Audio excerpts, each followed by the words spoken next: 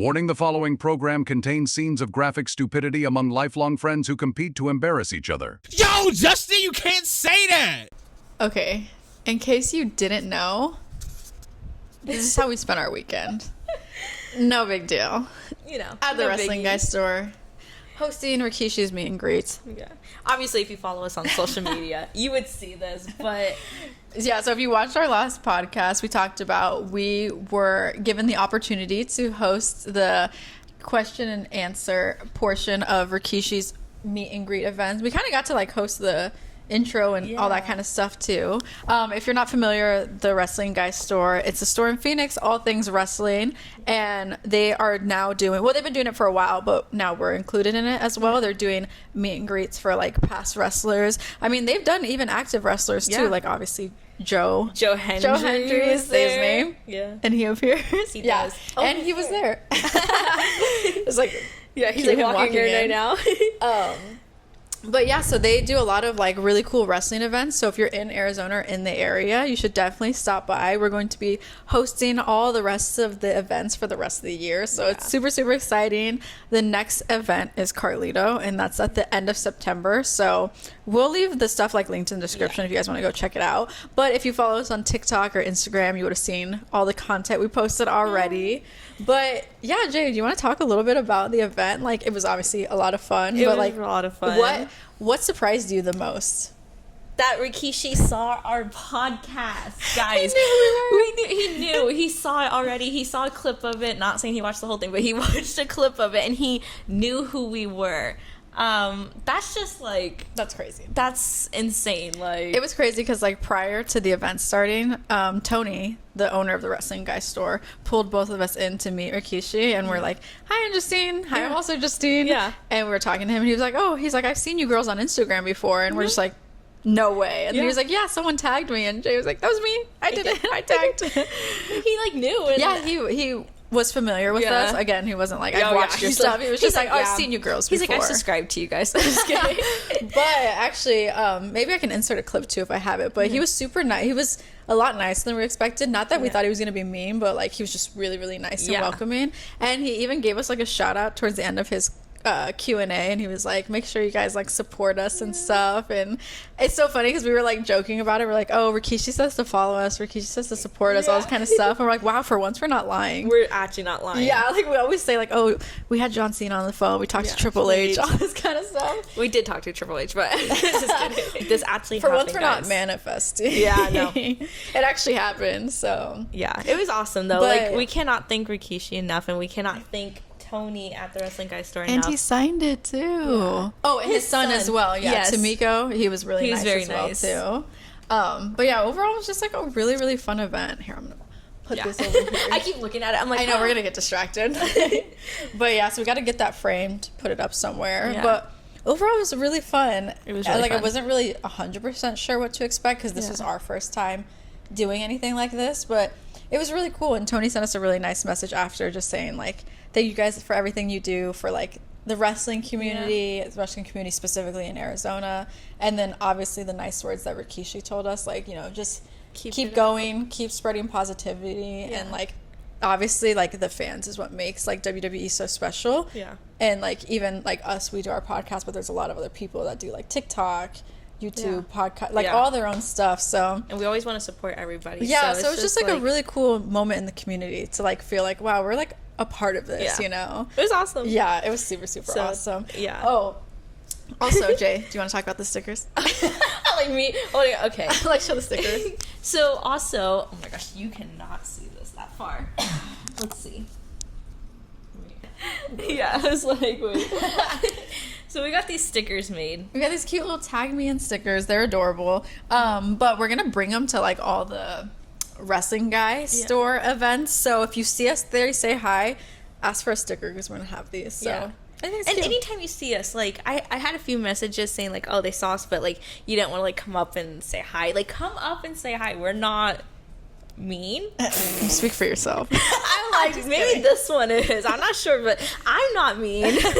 No, I'm just kidding. I feel like we always get so excited. We're like, oh my god, Yeah, you know like, who we are. please come up. Like, you're never like, no, please come up and say hi to us.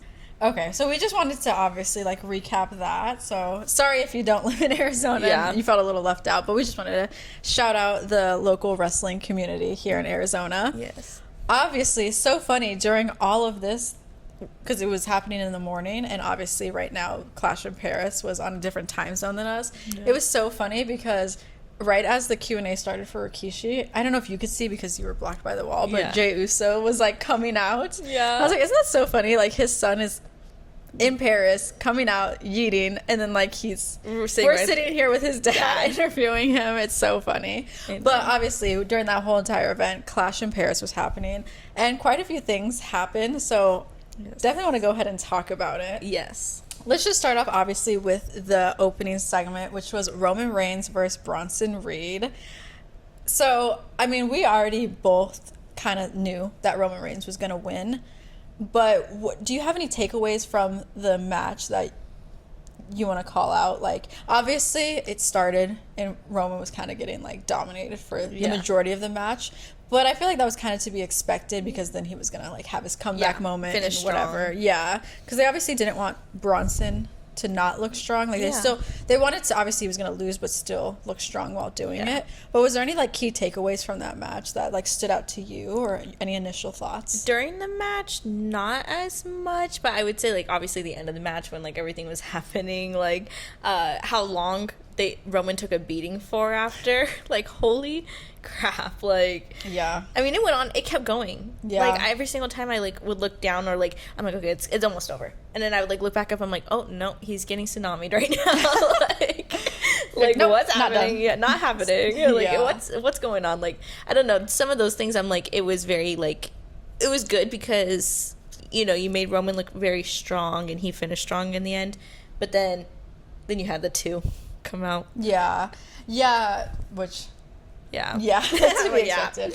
But actually, one thing that I did want to note that I actually didn't realize until I watched Santi's video, but every single match on this card was the shortest match was 13 minutes. So every match was like at least longer than 10 minutes, and some even going to the like 20-minute mark. Yeah. So one thing I did note is like this PLE was very long because this is also the last PLE, I guess, before they have their ESPN deal. Okay. Yeah. So I wonder if they were like kind of maybe wanting to go out with a bang or something like that, or obviously just Clash in Paris. It is a big overseas event. Paris's first live? Oh, yeah, first live event as well, too. Yeah, so that could have been, as well, a contributing factor. Yeah. But just because, obviously, even with SummerSlam, we saw certain matches that were pretty short. Yeah. So for the very shortest match to be 13 minutes, that's still a decent runtime. Oh, yeah. Where you're like, okay, you know, some matches where I think in SummerSlam were only like 7 minutes. Yeah. So it's just interesting. But, yeah, I think that one was like over 20 minutes, I think, in total. So, yeah, Roman definitely took a beating. But I think it is, even though he obviously still won, but I think like it shows that he has the like stamina or the endurance to go through all that, because obviously he's such like this larger than life, like strong character, like everything it took to even defeat him in the first place. So not surprising me. I'm like, it's not surprising he took so much of a beating, like obviously 1000%, but I'm sure it wasn't fun for him either. No, but yeah, I think, where do you think this leaves Bronson Reed? Because like, obviously, it's, like, good that he even got the match with Roman Reigns, but, like, where does this leave him now? I know. Because he doesn't have his Shula Fala anymore. Yeah. And that was so funny. I was kind of sad when it got, like, I love Roman, obviously, but I was kind of like, damn. Like, I kind of wish he did it. Like, I kind of wish he kept that thing going for a little bit, because it was really funny. The tribal thief. Yeah, the tribal thief. Like, that's hilarious. Like, whoever wrote that, like, I applaud you for that one, actually. It's so dumb, but it's, like, funny, you know? Yeah. But, I guess, honestly, the question, too, is, like, where does this leave Bronson Reed? But also, where does this leave Roman Reigns, too? Like, like, both of them. I mean, this was a really good match, but now I'm guessing for Roman, it'll probably go to Braun Breaker next, probably. I want to assume. I don't know. Bronson Reed, probably just doing other things with, like, the group. Yeah, like, I don't know. Do you see him just be... Well, because obviously, if he's Roman Reigns, that's a main event type of thing. But is he gonna stay in that main event scene, or is he gonna be a mid? I don't know. I don't know with Bronson Reed, like, because if he would have won, it would have been huge for him. Yeah. But he didn't. So where does this leave him? You know, like what's because also too, like, okay, we gonna push Braun Breaker? Or are we gonna what is the direction? Yeah. And I think honestly, maybe on the creative end, it could be unclear too, where they're like, okay, who's more over? Who has more capability of being like a top level main event star? Oh yeah. I don't know if I don't know personally. I don't know if I see either of them being like top level main event stars, but that's just my thought. Like I just have to see more from them, you know. I definitely see for the future Braun Breaker. Yeah. Just because WWE really likes him, so I can see them pushing him in that direction. And he is really freaking good, like his skills and stuff. But obviously, like it's not just all about skills. I was gonna say I'd have to like hear him more on the mic because Yeah. I still have not like been impressed by anything that he said so far. Yeah. No, yeah, Which yeah. like obviously he has the look and he has the abilities. It's just I think a big part of that obviously is like mic work too. 1000%. But they also have to give him opportunity. Yeah. To speak, you know. 1000%. Yeah, I agree So, with that. Yeah, I guess we just kind of have to see because obviously Roman Reigns can go anywhere, any direction, and he's always gonna have the starlight on him. Yeah. But it's interesting to see which direction they'll go next with Bronson Reed. Yeah. Yeah. Very crazy. Yeah. So overall though I thought it was a good opener. Okay, then let's talk about John Cena versus Logan Paul. This one was probably honestly the best match, I think. Like it was just had so many humorous elements to it as well too. And honestly, as long as John Cena won, we talked about this, we were not going to be mad at it. So I think this match like delivered in every way that it needed to. And again, Logan didn't win, so I'm like 10 out of 10, no notes, no complaints. I mean, I just feel bad because I know John Cena's dates are, coming down very slow, like or actually fast. Like it's like how many more shows? Like 8 more shows? Yeah. Like it's crazy. So I know he's like running out of like time to like do like matches with people and stuff. So like it was kind of nice that he like did all the moves and stuff that to like kind of show like, hey, I might not have a match with this person. A bunch of like how do you say it? Odes to other like wrestlers. Yeah. Like I'm gonna do this move. I'm gonna do this like move. I might not be able to wrestle you, but I'm gonna show you like my respect for you, kind of thing. Even all the things for AJ Styles as well too. You know, getting and then getting the crowd involvement as well too. I think that's what that would have been a fun live event to go to because the crowd really seemed like into it. Yeah. They were cheering. Like they made even some of the matches that were. Like, I think the energy of the crowd can really, like, sometimes make or break the match. Like, even not just with wrestling, but even, like, if you go to a concert or something, like, if the crowd isn't into it, sometimes it makes it feel like a weaker performance than it is. Yeah. The same thing with wrestling. Like, if the crowd is into it, then it can play up more and, like, make it feel more... Like, oh, this is such a good match. Than what it is. But I definitely think the crowd did a great job of doing that. But I also think, especially with Logan and John Cena's match, like I think any crowd would have really like been great for them and reacted for them and noticed all the things that the guys were doing to like give kind of shout outs to other wrestlers or that kind of stuff. So, and honestly I'll say Logan, I mean we've talked about this too, I don't like him, but I don't mind him as a wrestler, and I think it was a great match for him as well too. Like I wasn't disappointed in this match. Him. Yeah, he's a great heel, and that's what the company needs sometimes. So it's like people hate him, but that's his job. That's literally his job. You want people to hate you. So, I mean, he's doing great at it. Yeah. You can't blame him. He's making money off doing this. And, whatever. What's next for Logan? Honestly, Logan can do anything. I feel like he fits into anything, to be honest. Yeah, he is one of those characters where, he could beef with anyone just because he's a heel. Yeah. And he's like... And people hate it, but he is like a star. Like he comes out, you know who he is. Like he can be paired up with anybody and he's fine. Like he doesn't even have to have a storyline and he still will make a great match. So I do give him a lot of respect with that. Like people don't like him, but I'm like, you can his person, like I'm not a fan of his outside the WWE, but inside I'm like, whatever. Yeah. Speaking of Logan, it just made me think because, we were just talking about him being inserted into anything.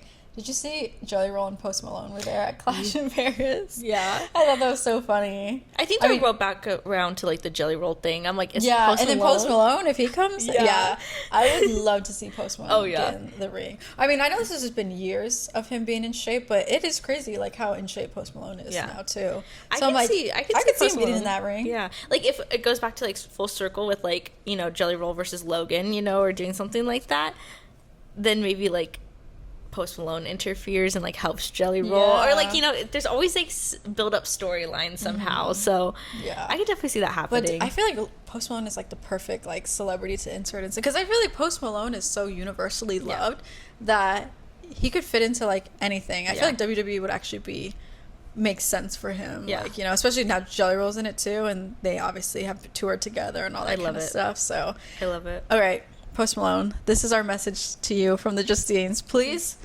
come and do a celebrity match in WWE. Yes. We want to see your presence there. Please. Thank you. Triple H, sign us our check.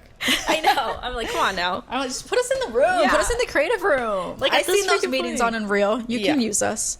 Really, you could use us. Yeah. I'm like, we could freaking show up. I know, we'll bring the whiteboard out. Yeah. We'll have all the dots connecting, the arrows. Imagine We'll we just figure it pull out. up one time. Somebody watches us on the next season of Unreal. They're Unreal, like, I know. Wait, the Justines are on there.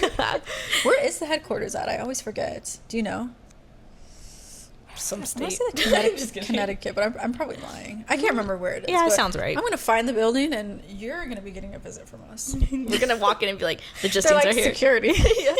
Do you imagine they actually are watching our podcast and taking notes as they're watching us? You're Not like, us being Post so conceited Malone. that we're like, yeah, they're watching, us. watching. And then Oh I'm my like, gosh. they're freaking writing it down and we catch them. Meets one Hall of Famer. They're watching our podcast. Yeah, they're. Oh Dude, my we not gonna chill. It's okay. We're manifesting, guys. Yeah, we're Manifesting. manifesting. Okay. Obviously, there was some highlights in Clash in Paris, but there was also some, let's say, areas of opportunity. Yeah. And obviously, the match that screams that the most to me is Becky Lynch versus Nikki Bella. Yeah. Just, I mean, it's crazy because we talked about this feud. The lead up to it was great. Yeah. It was like everything you'd want. Like, they had good promos, their banter back and forth, great Yeah. chemistry. That chemistry, though, between their banter did not reflect in the ring at all. No. I think especially with Nikki Bella. Yeah. I mean, love her. You know, we Yeah. talked about she's obviously an icon. We love her. The Divas era and all that kind of stuff. But yeah, it was a tough match to watch. I'm not Yeah. gonna lie, especially on that stage. And again, this is professional. This is the top of professional wrestling. There was just a lot of botches, and honestly, they just didn't seem like they were on the same page. Either one of them. You know, it takes two to tango, obviously, but you know, obviously Becky Lynch typically does have good chemistry with people. So I don't know, because Nikki Bella has been out of it for a while, and she wrestled in a different era and all that kind of stuff. But so it was a little bit of a disappointing in-ring match. Yeah. But I think it ended the way that we thought it would, obviously, Yeah. with Becky Winning. But Yeah, that one, yeah, it made me a little disappointed. I was talking to you about this where I'm like, I feel like I loved Nikki coming back, and I loved seeing her in her match again, but it's like hard because it's like, I don't know if she's fit not saying that she's fit, but like I'm saying, like, I don't know if her like in-ring ability is good right now for singles matches. I feel like she really thrives in like doing and like maybe that's where they should keep her for a little bit doing those, and then maybe work her way back, because I mean, you have to think she wasn't doing it for so long. Like, as much as you want to say you're training, like when you're out there, that's got to be such a different feeling, you know, because you're in like more adrenaline, more people around. Like, you can't just mess up and then be like, oh well, I messed up, but I can, like, you know, fix it or whatever. Like, once you mess up, like, everybody sees it. So I just wish that she could kind of go, like, maybe do like more of like a tag team stuff. Like, I mean, just bring back Brie. yeah, 100%. I'm like, at this point, And I think that's what we initially thought too. Well, Yeah. obviously, there was the whole Liv Morgan thing when she initially, Nikki Bella did come back. But I think a lot of people would thought, oh, they can put her into the tag area, and like she would thrive in that. So I still think that is a smart decision. But yeah, I think that match probably showed that, like, how long she has been out of it and stuff. And obviously she still has great character work, and like there's other things, but I think she might thrive better in a tag team scenario. just for like, I mean, just getting back into it. Yeah, 100%. I'm not saying like all the time, but like I definitely think if you've been out of it for as long as she was, like, it's hard. Like, you can't just jump back into it. Like, sometimes I think people forget that, like, that leave and come back and stuff. Yeah, so I think it's probably, honestly, maybe like a humbling experience for her. So I don't know. Hopefully she can move forward from this and do something that's more fitting for her right now. Yeah. And obviously Becky Lynch, we'll actually start talking about that now when we talk about the main event. But obviously, highlight of the night, the main event, the Fatal 4-Way for the Heavyweight Championship. Seth Rollins, CM Punk, Jey Uso, and LA Knight. This match was interesting because I feel like it was kind of like all these guys wanting to like team up on Seth Rollins to defeat him, basically. I can't remember, like, I know we said like we thought Seth was going to retain, but we thought it would actually be like maybe like shenanigans from the other two, Braun Breaker and Bronson Reed coming in. But I know like you had talked about like, okay, when is Becky going to get involved? Yeah. When, like, right she's when a he formed this heel. group, I was like, and then she became here, I was like, she needs to join. Like, yeah, like 100%. So tell me like what you thought. Obviously, so Becky comes in, low blow CM Punk, which that's crazy. Yeah. And then ultimately helps Seth Rollins get the W and retain his belt. But what was your thoughts when you saw Becky get involved? I was like, it's about time. About time. Yeah, that's literally the only thought. Honestly, I was like, it just was like, it was time. And like to make her storylines more interesting, make his storylines more interesting. And they always were talking about like a fourth guy. And I'm like, okay, what a twist of events. Nobody would have thought a girl would come into this, I don't know. Yeah. I just was like, it's time. Like, I think so many people were focused on like, who's the fourth man, the fourth guy, the fourth, that the like answer was like right in front of their face the whole time. Like, no, it's not a guy. And the way Becky was Becky like, Lynch. the way she was talking about her husband all the time, like constantly bringing him up. Like, I feel like in those situations, like if WWE didn't want them to be together in like a storyline, they wouldn't keep bringing. Like having her bring up her husband all the time. Yeah. Like, I don't know, like she's acknowledging like, oh, my husband, you know what I mean? Like if WWE was like, yeah, we don't want you guys together, they wouldn't have been like, talk about him. 100%. Because she didn't have to. Yeah. She doesn't have to talk about her husband. There's no part of the storylines where she's like, I have to talk about Seth, Yeah, 100%. So, I don't know, it was just leading up to it and I was like, yeah, I think it was the right move as well too. But obviously, obviously I'm not a big Seth Rollins girl. Like, I would have loved to see CM Punk, but I'm not mad at this happening because of the potential outcomes we could get from this. So obviously the number one thing that everybody is saying with this is, does this lead to the AJ Lee return? Oh my god. I could cry, dude. Yeah, which this is obviously going to be crazy. Like, no matter what. Okay, so I have like two initial thoughts on this. One, it's going to be awesome if she returns. Yeah. Like, I know. Holy crap. Yeah, it's going to be crazy. But then two, it's a little bit bittersweet because right now I feel like it's so expected. Like, that if for some off chance she doesn't, it's going to be disappointing. It's going to be really disappointing. But I almost think because of this, now everyone is expecting it. I'm like, oh, does that almost a little bit ruin the surprise, you know? I mean, obviously, regardless, it's going to be awesome. Yeah. And whenever she comes out, she's going to get a pop, and it's going to be a big thing. But I just thought it was a little interesting. I'm like, oh, I wonder if this was, if they're wanting to kind of like ruin the surprise or like, it's just interesting the way they kind of did it, there was like, because we are filming this a little bit earlier, so we didn't get to really watch Raw. We're filming this a little bit earlier than we do typically film these videos, so we haven't fully caught up on Raw. I'm going camping, so I was like, I had to film a little bit earlier. Excuse us if there's some information we're missing now, but we'll get to it. But I saw clips and stuff. Like, we'll watch it after this, so then we'll be a little bit more prepared. Just kidding. But no, with the AJ Lee thing, like, there's some like speculations too. Like, if it's not her, like, would it be like Nikki Bella teaming with what's his name? CM Punk? Yeah. I'm like, CM Punk? I'm like, what's his name? She said, that one tatted guy. That the one guy with the Pepsi logo on. No. So people were like, oh, if for some reason, like, it's not AJ, it would be Nikki. But that would be, because Royal Rumble, do you remember? Like, Nikki came out. Oh, yeah. And people thought it was going to be AJ. Yeah. And that was such like a... So I think, though, they can't risk that. Like, I don't know. It's just like, what's the point of disappointing the fans? If you're going to involve Becky, they had to assume that everyone's going to think AJ Lee's coming now, because the ultimate, like, couples rivalry, like, the husbands hate each other, so the wives are going to have to hate each other, So I'm not, again, the only reason I'm not even, like, mad about the way it happened is because I'm like, oh, I think, again, I'm excited to see, like, the couples and, like, this and AJ Lee coming back. So, again, now I think it's kind of like a little bit ruining the surprise, but at the same time, no, because we don't know when she's going to come back. Yeah. You know, is she going to come back on a random episode of Raw? Yeah. Is she going to come back at a PLE? It would have been crazy if, like, after Becky came and low blow CM Punk, if, like, AJ came out. Yeah. You never, like, that would have been crazy. Oh, you yeah, know? or, like, today when Becky was confronting, like, CM Punk, like, instead of, like, there being hints of it, like, she just came out and she's like, you know, don't touch my man kind of thing, you know, like, they could have done something like that, but the way that they're leading up to it is, like, definitely something that might be happening on Friday Night SmackDown, but I'm not gonna get my hopes up because, honestly, I was so devastated on Royal Rumble. I was, like, really expecting her to come out, and I was, like, I was really devastated after that. I was like, fuck. Next year. We do it every year. Like, I'm always like, she's coming out. She's like, nope. I'm like, okay. You think, though, if she returns, is it going to be just like a last final match? I think she returns.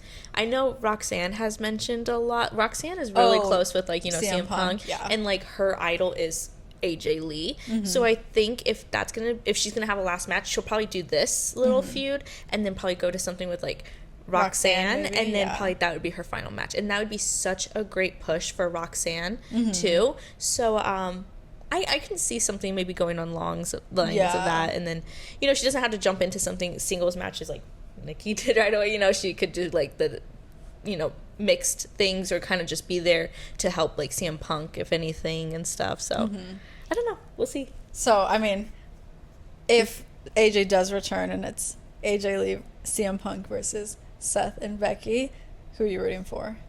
AJ. And it's like, okay, I like Seth. I'm not a fan of Becky.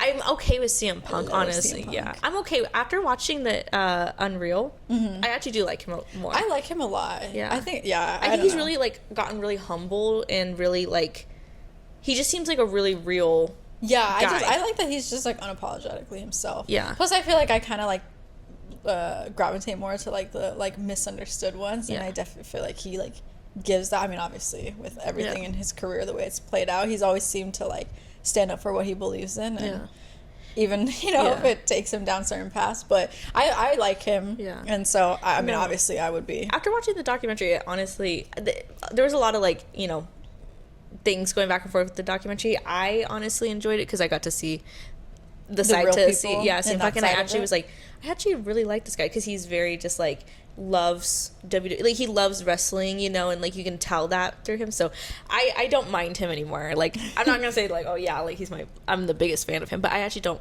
have a problem with him. And then obviously AJ Lee is one of my, like, all-time idols growing up. It's always been, like, Paige or Saraya and then AJ Lee. And then I feel like that's why I like Rhea so much, because she's, like, I feel like she has, like, a little bit of the girly side of, like, she kind of has, like, a mix of both of them a little bit more of, like, a Paige, but still, I'm like, you know. No, 100%. So yeah, I think honestly this is, like, not the most, but this has brought a lot of excitement. Like, this is the most excited, or the storyline that I'm most excited to see play out, and I think that's probably how everyone's feeling right now about this, because it's AJ Lee, and, like, what you said, how she is for you. I feel like that's who she is to a lot of people. Oh, 1,000%. You know, so just, like, that nostalgic factor. But I think, I think this is probably the most. She's, like, every girl's like, every little girl that watched wrestling, like, that's always been, like, their, like, that girl. AJ Lee, like, she's that girl. She's the it girl. Yeah, she's the OG that girl. Yeah, for sure. Yeah, so I think this is probably easily the most intriguing storyline that I'm waiting for.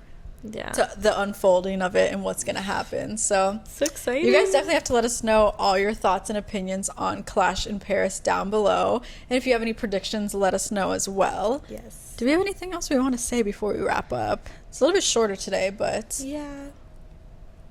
no, I mean, again, like I said, if you guys are local to Arizona or, like, in that area, definitely come out to the Wrestling Guy stores events.